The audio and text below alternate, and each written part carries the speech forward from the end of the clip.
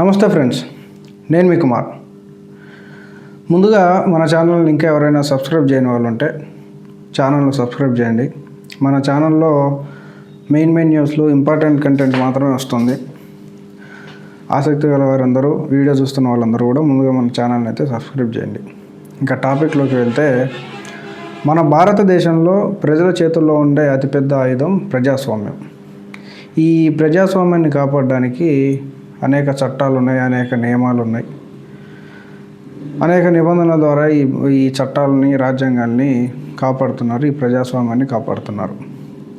అయితే నిన్నటి రోజున మోదీ గవర్నమెంట్ అతిపెద్ద ఒక చట్టాన్ని తీసుకొచ్చింది.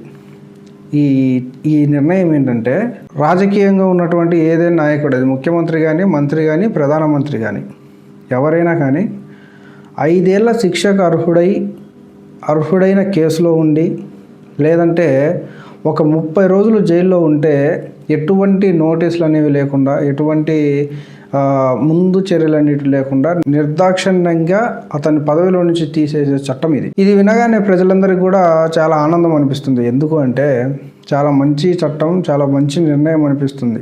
ఎందుకంటే ఇటువంటి ఒక చట్టం అనేది లేకపోవటం వలన ప్రజానాయకుల ఆగడాలకు, ప్రజలను పెట్టే ఇబ్బందులకు ఒక లిమిట్ అనేది లేకుండా పోతుంది. ఇప్పుడు ఎంతో కష్టపడి ఐఏఎస్లు, ఐపీఎస్లు చదివిన అధికారులు ఏదైనా ఒక చిన్న తప్పు వలన సస్పెండ్ అవుతున్నారు. కొన్ని సిచ్యువేషన్లలో పూర్తిగా తన ఉద్యోగంలో నుంచే తొలగించాల్సిన పరిస్థితి వస్తుంది. కానీ ఎటువంటి విద్య అనేది లేకుండా, ఎటువంటి జ్ఞానం అనేది లేకుండా రాజకీయాల్లోకి వచ్చి ప్రజలను ఏలుతూ మళ్ళీ ప్రజలనే ఇబ్బంది పెడుతున్న రాజకీయ నాయకులకు మాత్రం ఒక పులి స్టాప్ అనేది లేదు. పదవిలో ఉన్నన్ని రోజులు ప్రజలను ఇబ్బంది పెడుతూనే ఉంటారు, ప్రజలను తొక్కుతూనే ఉంటారు, ప్రజాస్వామ్యాన్ని కూనీ చేస్తూనే ఉంటారు. ఇదంతా గమనించిన ప్రజలకు ఈ చట్టం అనేది చాలా మంచి నిర్ణయంగా అనిపిస్తుంది.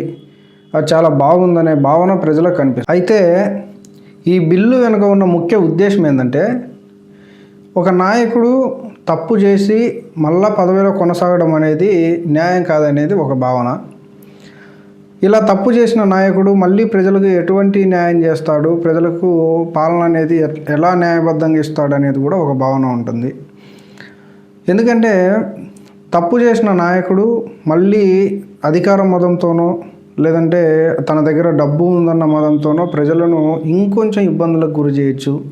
లేదంటే ఆల్రెడీ తప్పు చేసి క్రిమినల్గా ఉన్నటువంటి ఆ నాయకుడు ఇంకొంచెం బరి తెగించవచ్చు అనే ఆలోచన కూడా ఉండొచ్చు. నిజానికి ఈ చట్టం అనేది ఒక రకంగా మంచిదే. ఎందుకంటే ప్రజలను ఇబ్బంది పెడుతున్నాయి. ఇప్పుడు ఎంతమంది అయితే నాయకులు ఉండి ప్రజలపైన అక్రమ కేసులు పెడుతున్నారో, లేదంటే పదవిలో ఉందామన్న మదంతో ప్రజలను ఇబ్బందులకు గురి చేస్తున్నారో, వీరందరికీ కూడా భయం పుట్టుకొస్తుంది. ఒక 10 కేసులు పెడితే ఒక్క కేసులో 30 రోజులు జైలుకు పోయినా కూడా అతని రాజకీయ భవిష్యత్తు అనేది అంతటితో క్లోజ్. కాబట్టి ఏ నాయకుడు కూడా ప్రజలను ఇబ్బంది పెట్టాలని అనుకోరు. వాస్తవానికి ఇది చాలా పర్ఫెక్ట్ బిల్లు, కరెక్ట్ అయిన బిల్లు ఇది. ప్రజలకు కూడా చాలా మేలు జరుగుతుంది ఈ బిల్లు వలన. కాకుంటే దీంట్లో అనేక లోటుపాట్లు ఉన్నాయి. అదేందనేది మనం మాట్లాడుకుందాం. ముందుగా ఈ చట్టం అనేది దుర్వినియోగం అయ్యే అవకాశాలు చాలా ఎక్కువ మొత్తంలో ఉన్నాయి. ఇప్పుడు ఎగ్జాంపుల్ చెప్పాలంటే, మన ఆంధ్రప్రదేశ్లో చంద్రబాబు నాయుడు గారు ముఖ్యమంత్రిగా ఉన్నారు, జగన్మోహన్ రెడ్డి గారు ప్రతిపక్ష నేతగా ఉన్నారు, మాజీ ముఖ్యమంత్రి. ఈ మాజీ ముఖ్యమంత్రి అనేక ప్రజా సమస్యలపైన పోరాడుతుంటారు. అది రాజకీయ వ్యూహం కావచ్చు, లేదంటే వారు నిజంగానే ప్రజల కోసం పోరాడుతుండొచ్చు, ప్రభుత్వాన్ని ప్రశ్నిస్తుండొచ్చు. ఇప్పుడు చంద్రబాబు నాయుడు గారు అక్రమంగా ఒక కేసు వేశాడు అనుకుందాం. 30 రోజులు జైలుకు పోయేస్తే అతని రాజకీయ భవిష్యత్తు అంతటితో క్లోజ్. ఇంకా ఒక జగన్మోహన్ రెడ్డి అనే కాదు, ఒకవేళ జగన్మోహన్ రెడ్డి పదవిలో ఉండి, అధికారంలో ఉండి, చంద్రబాబు నాయుడు గారు ప్రతిపక్ష నేతగా ఉన్నప్పుడు ప్రజా సమస్యలపైన పోరాడటం అనేది ప్రతిపక్ష నేతకు ఉండే హక్కు.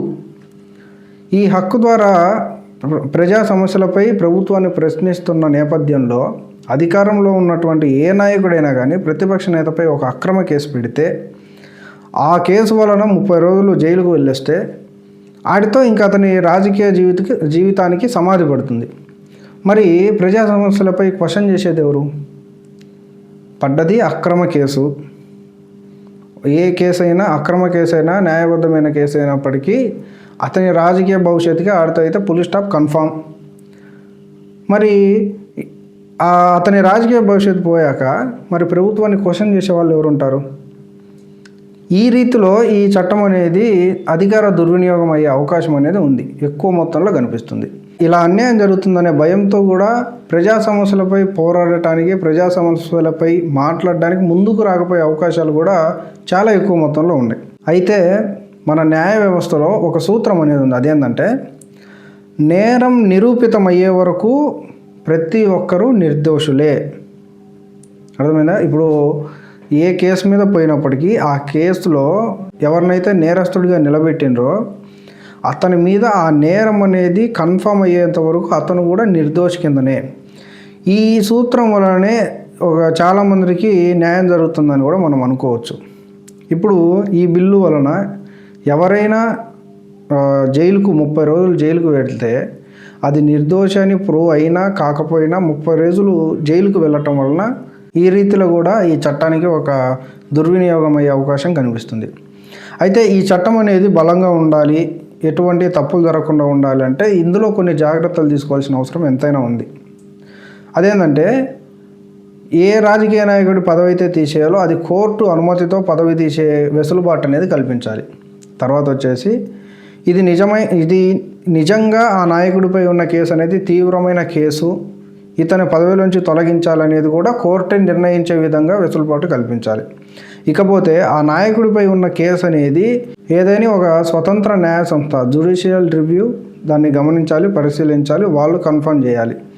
ఇటువంటి కొన్ని చేంజెస్ చేయడం వలన ఆ చట్టానికి, ఏదైతే మోడీ గారు తీసుకొచ్చిన చట్టం ఉందో ఆ చట్టానికి న్యాయం జరిగే అవకాశం ఉంది. అలాగనే దుర్వినియోగం చేయడానికి ఎటువంటి అవకాశం ఉండదు. కాబట్టి ఈ చట్టం బలంగా ఉండాలి, న్యాయంగా ఉండాలంటే ఇటువంటి కొన్ని చేంజెస్ చేయాలి. మొత్తం మీద మనం చూసుకున్నట్లయితే ఈ చట్టం వలన ప్రజలకు లాభమే కలుగుతుంది. ఒక నాయకుడికి నష్టం జరిగినప్పటికీ ప్రజలకు మాత్రం చాలా న్యాయం జరుగుతుంది. ప్రజలకు ఉన్నటువంటి భయం అనేది, ఏదైతే ఫియర్నెస్, ఇప్పుడు రాజకీయ నాయకులు అంటే భయం ఉంటుందో, కేసులు పెడతారు, పోలీసు వాళ్ళని ఉపయోగించుకొని నానాకు ఇబ్బందులు పెడతారని ఉందో అవన్నీ కూడా పోయే అవకాశాలు ఉన్నాయి.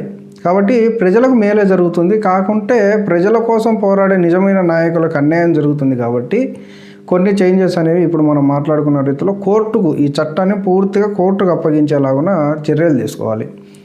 ఇకపోతే ఇది ఎవరికి వ్యతిరేకం కాకుండా ట్రాన్స్పరెంట్గా ఈ చట్టాన్ని వర్తింపజేసేలాగా చర్యలు తీసుకుంటే ప్రజలకు కూడా లాభం కలుగుతుందని ఒక ఆలోచన. ఎందుకంటే ఒక నిజంగా ప్రజల కోసం పోరాడే నాయకుడికి అన్యాయం జరిగినప్పుడు అది పూర్తిగా ప్రజాస్వామ్యానికి పెద్ద మచ్చ, ప్రజాస్వామ్యానికి నష్టం జరిగినట్టే మనం భావించాలి. కాబట్టి ఈ చట్టంలో ఉన్నటువంటి కొన్ని పొరపాట్లను సవరించి పూర్తిగా న్యాయం జరిగేలాగా ఈ చట్టాన్ని ప్రవేశపెడితే ఇంకా మంచిది.